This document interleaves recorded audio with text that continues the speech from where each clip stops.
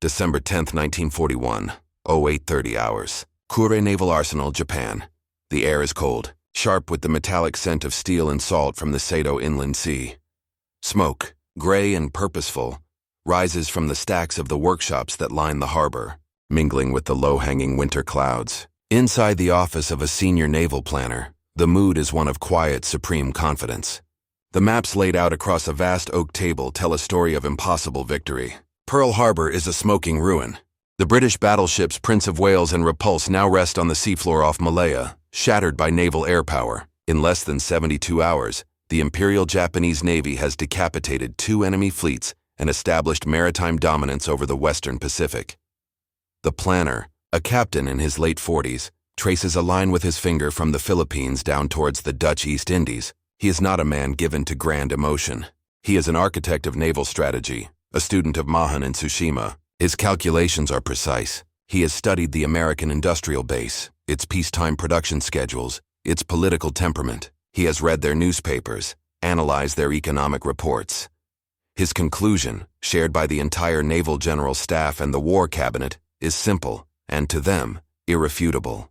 The Americans are a soft people, a nation of merchants obsessed with automobiles and refrigerators, unwilling to make the sacrifices required for total war. Their industry, while large, is sluggish and inefficient, shackled by labor unions and civilian priorities. To retool for war, to build a fleet capable of challenging Japan in her own waters, would take them years, 5, perhaps 6. By then, the war would be over. Japan would be invincible behind its vast island perimeter, and the Americans, weary of the cost, would sue for peace. They calculate the Americans can at best build 3, maybe 4 fleet carriers a year. A formidable number, but one Japan can counter with its own construction and superior naval skill.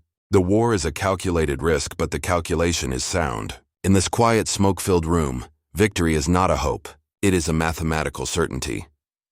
He looks out the window towards the colossal shape of the battleship Yamato, resting at her moorings. She is the ultimate expression of Japanese naval power.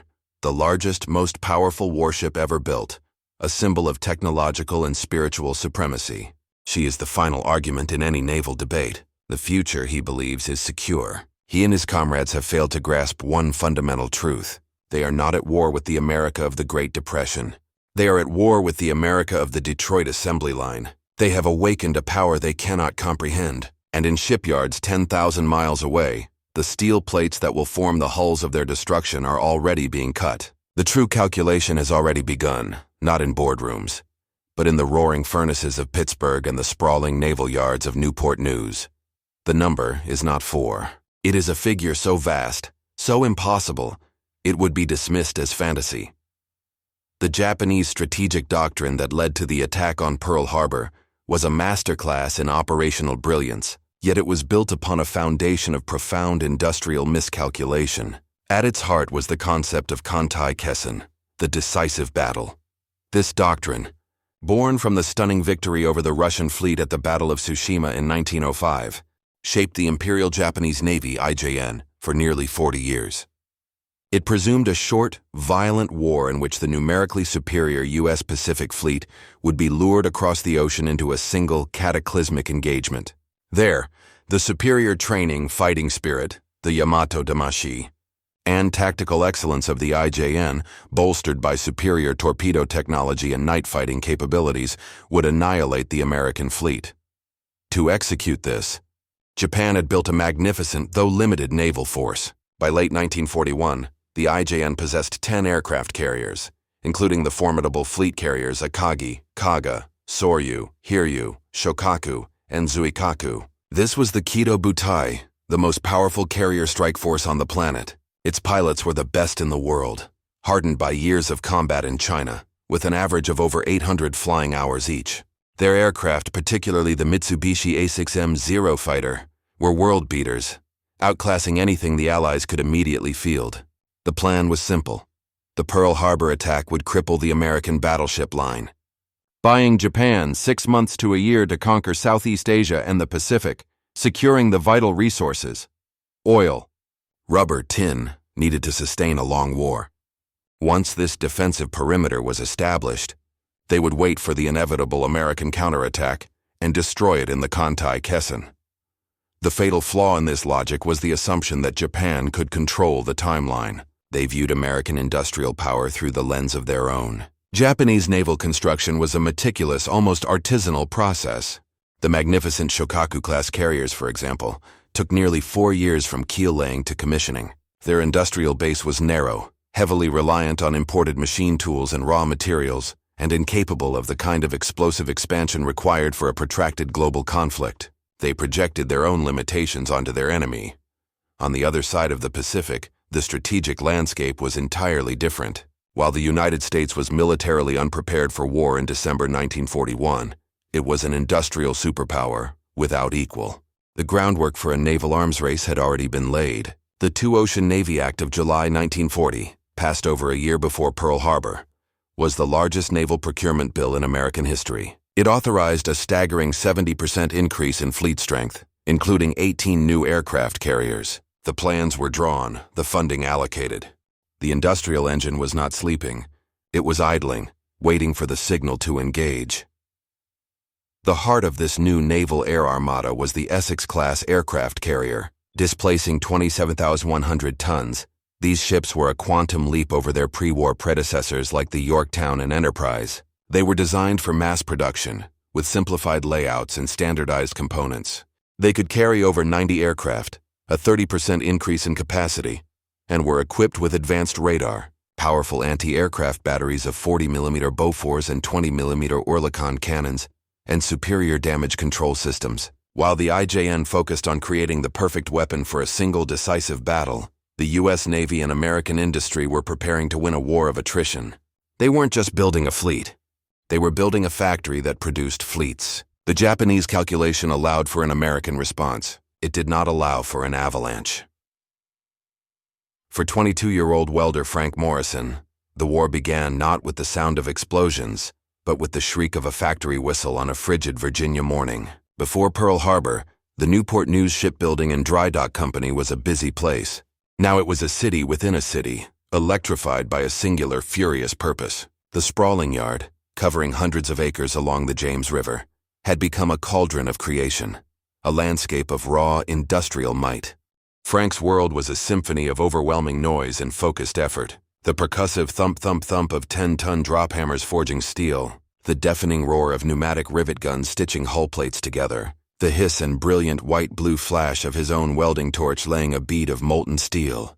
He worked 10, sometimes 12 hours a day, 6 days a week, his body aching and his eyes burning from the constant glare. The air was thick with the smell of ozone, hot metal, and coal smoke from the yard's power plant. At night, he would fall into his bunk in a crowded boarding house, the phantom flashes of the arc welder still dancing behind his eyelids. His younger brother, Jimmy, was a sailor, a radio man aboard the cruiser USS Astoria. Jimmy's last letter, written from Honolulu in late November, spoke of warm weather and the easy life of a peacetime Navy. Frank hadn't heard from him since the attack. Every steel plate he welded, every seam he fused felt like a personal act of vengeance and protection. He wasn't just building a ship. He was building a fortress for boys like Jimmy. Frank was working on Ship Hull 393. To the planners in Washington, it was CV-9. To the thousands of men and women swarming over its skeleton, it was just the new carrier. It would eventually be christened USS Essex. From his vantage point on the scaffolding, Frank could see the sheer scale of the undertaking. The keel, a massive steel spine, had been laid in April 1941. Now a skeletal city of ribs and bulkheads rose from it, a steel cathedral taking shape.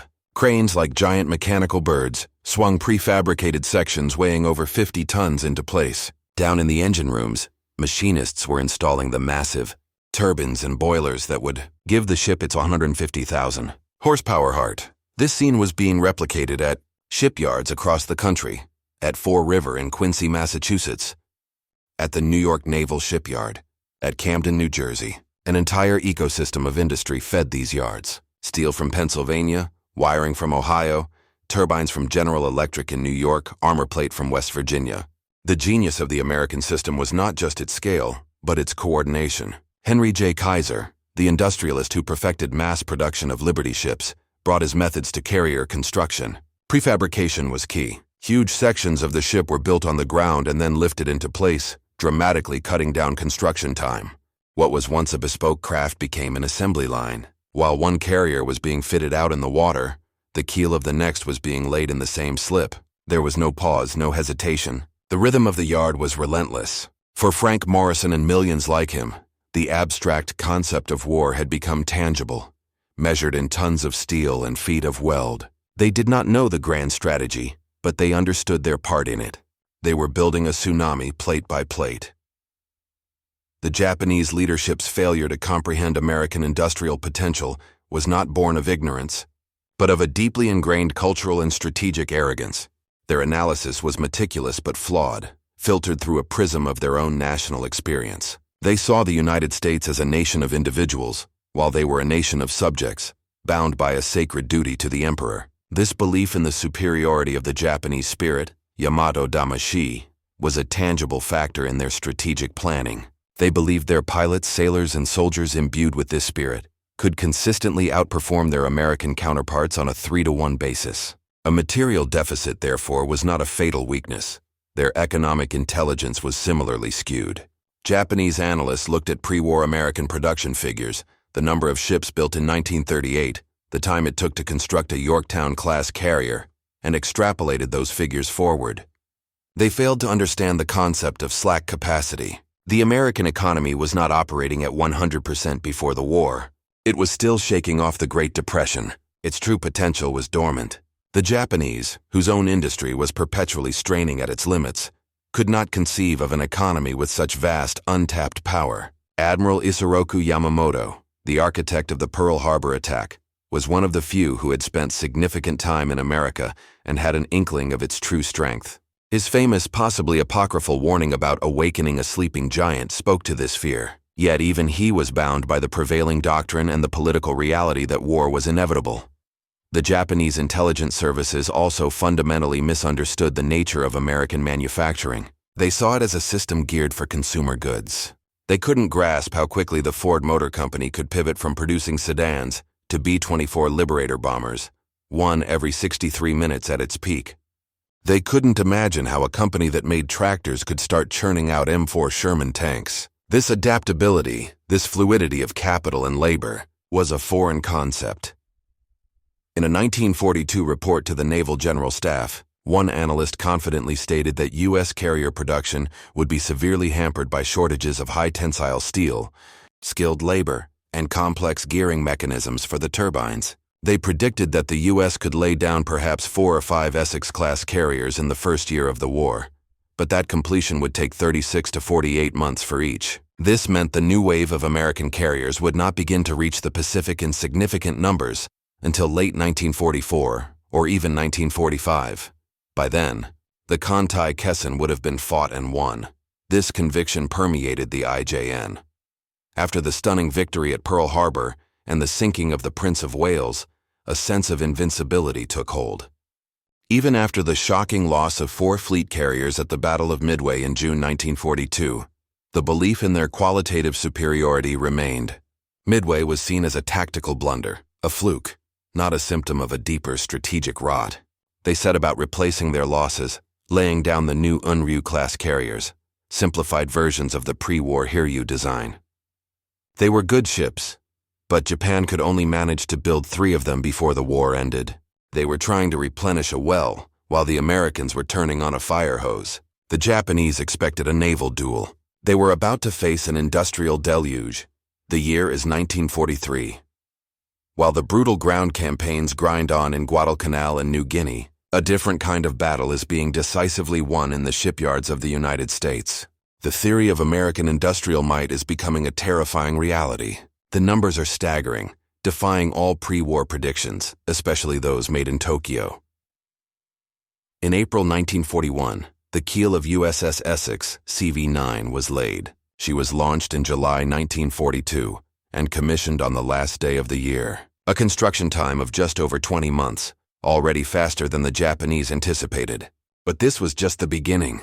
The machine was learning, accelerating. Her sister ship, the new USS Yorktown, CV-10, named for the carrier lost at Midway, had her keel laid in December 1941, just after Pearl Harbor.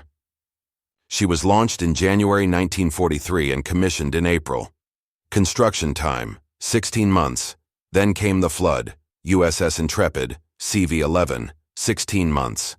USS Hornet, CV-12, named for the other carrier lost at Midway, 16 months.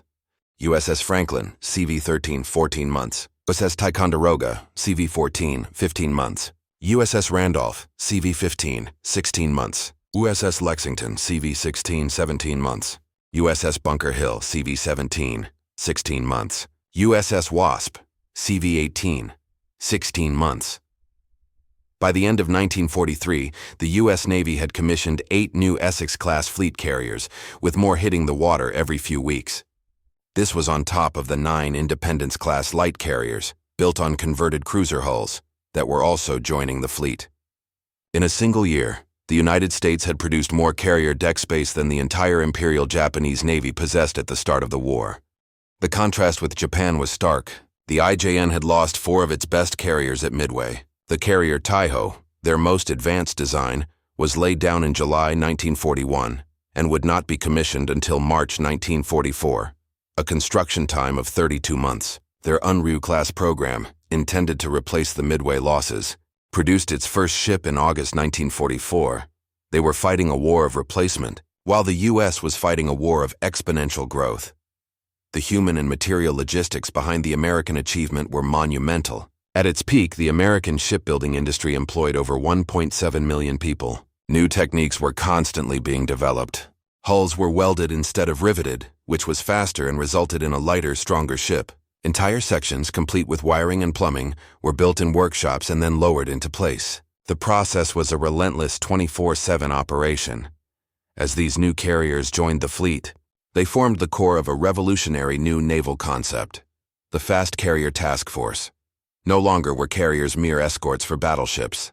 They were now the centerpiece of naval power, a mobile sovereign territory that could project overwhelming air power anywhere in the world. Task Force 58, as it would become known, was a naval force of unimaginable strength. In early 1944, it could put over 900 aircraft into the air at once. It was a self-contained ecosystem of destruction, complete with its own screen of new battleships, cruisers, and destroyers, and a massive logistics train of oilers and supply ships that allowed it to operate at sea for months on end. The Japanese doctrine of Kantai Kessen was designed to fight a fleet. Task Force 58 was not a fleet. It was a mobile nation-state, forged of steel and fire, and it was sailing west, June 19, 1944. Philippine Sea Vice Admiral Jisaburo Ozawa stood on the bridge of his new flagship, the armored carrier Taiho. He commanded the IJN's first mobile fleet, the last best hope of the Japanese Empire. It was a powerful force, built around 9 aircraft carriers including the veteran fleet carriers Shokaku and Zuikaku, and carrying 473 aircraft. His mission was to execute Operation Eigo, a decisive stroke to shatter the American fleet supporting the invasion of Saipan. This would be the Kantai Kessen the Navy had dreamed of for decades. Ozawa had advantages. His aircraft had a greater range than their American counterparts, and the prevailing winds would allow him to launch his strikes from outside the effective range of the U.S. fleet, a tactic known as shuttling. Facing him was Admiral Raymond Spruance's U.S. Fifth Fleet, specifically Vice Admiral Mark Mitcher's Task Force 58. The numbers were crushing. Mitcher commanded 15 carriers, 7 heavy Essex-class and 8 light Independence-class. On their deck sat 956 aircraft. The sky over Task Force 58 was protected by a new generation of American naval fighter, the Grumman F-6F Hellcat. It was fast, rugged, heavily armed with 650 caliber machine guns and easy to fly. It was designed for one purpose: to kill Zeros. The Japanese pilots, once the undisputed masters of the sky, were no longer the elite veterans of 1941. The best had been lost over the Coral Sea, at Midway, and in the brutal aerial attrition over the Solomon Islands. The new pilots were brave and determined, but they were hastily trained. With a fraction of the flight hours of their predecessors, they were flying aircraft that had been only incrementally improved, while the Americans were now equipped with planes that were a full generation ahead. The battle began just after 10 a.m. Ozawa launched his first wave of 69 aircraft. They never stood a chance. Detected more than 150 miles out by the superior American radar, they were met by a wall of Hellcats. The radio net of Task Force 58 came alive with the now legendary transmission from a gleeful American pilot. "Hey, this is like an old-time turkey shoot."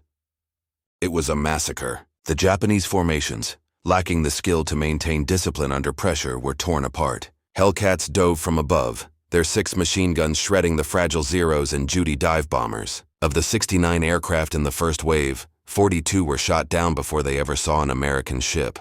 The few that broke through were savaged by the fleet's anti-aircraft fire, a dense curtain of steel thrown up by thousands of computer-guided Bofors and Oerlikon guns. The second Japanese wave of 128 aircraft met an even worse fate. 97 were shot down. A third and fourth wave were launched, and they too were slaughtered. By the end of the day, the IJN had lost over 350 aircraft and 2 of its carriers, including Ozawa's flagship Taiho and the veteran Shokaku, to American submarine attacks. The American losses were around 30 aircraft. The unexpected outcome for the Japanese was not merely defeat. It was annihilation on a scale that beggared belief. Their doctrine, their technology, their pilot training system, all of it had failed in a single catastrophic afternoon. The battle wasn't a contest of skill against skill. It was a contest of a modern, integrated, technologically superior military system against one that had been rendered obsolete. The industrial might of the United States, forged in the shipyards of Newport News and the factories of Long Island, had been translated into a decisive and brutal combat victory. The Kantai Kessen had arrived, and it was a slaughter. The reports that filtered back to Admiral Ozawa, and eventually to the Naval General Staff in Tokyo, were so lopsided they seemed to be fabrications. The loss of hundreds of aircraft and their irreplaceable crews, for a return of virtually zero damage to the American fleet, was incomprehensible. It defied the logic of naval warfare as they understood it. For decades, the IJN had been nurtured on the myth of its own spiritual and tactical superiority. The Battle of the Philippine Sea did not just challenge this myth, it utterly destroyed it. For the Japanese pilots who survived, the experience was profoundly traumatic. They had flown into a buzzsaw. They saw entire squadrons evaporate in minutes. They were hounded by Hellcats that could outclimb, outdive, and outgun their Zeros, and whose pilots seemed to be everywhere at once. One surviving Japanese aviator described it as a sky full of enemy bees. The confidence that had carried them through the early years of the war was shattered, replaced by a grim understanding of their own technological and numerical inferiority. The will to fight remained, but the belief in victory was extinguished. This psychological blow was, in many ways, more devastating than the loss of the carriers themselves. It marked the birth of desperation, the point where the rationale for the kamikaze attacks began to take root. If they could not win conventionally, they would win through sacrifice. For the Americans, the Great Marianas Turkey Shoot was a moment of supreme, terrifying validation. The pilots of the F-6F Hellcat became legends, aces in a day. The system, the radar operators who gave them early warning, the flight deck crews who launched and recovered them with breathtaking efficiency, the anti-aircraft gunners who formed the final shield, had worked to perfection. There was an overwhelming sense of industrial and military dominance. They had faced the best the Japanese Navy could field, and had swatted it aside with almost casual ease. This victory engendered a powerful, perhaps even dangerous sense of invincibility within the U.S. Navy. They had created a weapon, the Fast Carrier Task Force, that seemed unstoppable. It confirmed that the long, arduous work on the home front was paying off in the most dramatic way possible. The letters home from sailors and pilots were no longer filled with the grim uncertainty of 1942, but with a swaggering confidence. They knew with a certainty that could only be born in the crucible of such a one-sided battle that they were going to win the war. The question was no longer if, but when. The psychological tide of the Pacific War had turned irrevocably. One side now fought with the cold fury of an industrial giant, while the other was left with little more than the courage of the doomed. The Battle of the Philippine Sea was the death knell of the Imperial Japanese Navy's air arm. It ceased to exist as an effective offensive force. The carriers that survived, like the Zuikaku, would serve as little more than decoys in the upcoming Battle of Leyte Gulf, their flight decks empty of trained pilots and modern aircraft. The strategic initiative in the Pacific now belonged entirely to the United States. The capture of the Mariana Islands, secured by the victory at sea, provided the basis from which B-29 superfortresses could begin the final, devastating air campaign against the Japanese home islands. The broader impact was a stark lesson in the nature of modern warfare. The Second World War was not ultimately decided by tactical brilliance or the fighting spirit of individual soldiers, though those were important. It was decided by logistics, production, and the ability to mobilize an entire national economy for a single purpose. Japan's leaders had wagered that their initial victories could win them the war before America's industrial power could be brought to bear. It was a catastrophic miscalculation. They had started a timer, believing they had years, when in reality they only had months. The statistics tell the final story.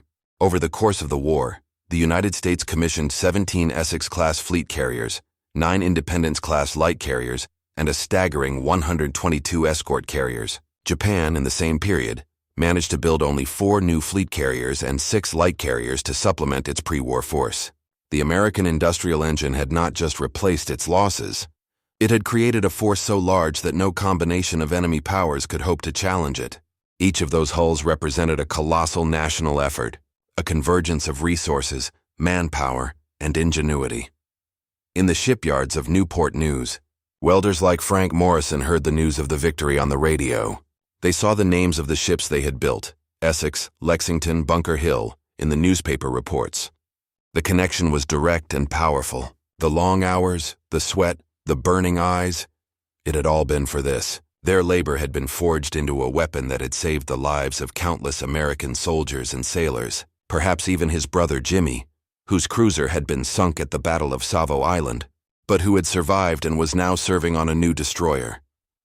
The Japanese belief that America could not build 10 carriers a year was more than a simple intelligence failure. It was a failure of imagination. They could not imagine a system like the one they had attacked, a system that could absorb a devastating blow, grieve its losses, and then unleash a productive fury that would ultimately grind their empire into dust. The war in the Pacific was a clash of cultures and strategies, but at its core, it was an unanswerable mathematical equation. And the final brutal answer was launched, hull by gleaming hull, from the slipways of America.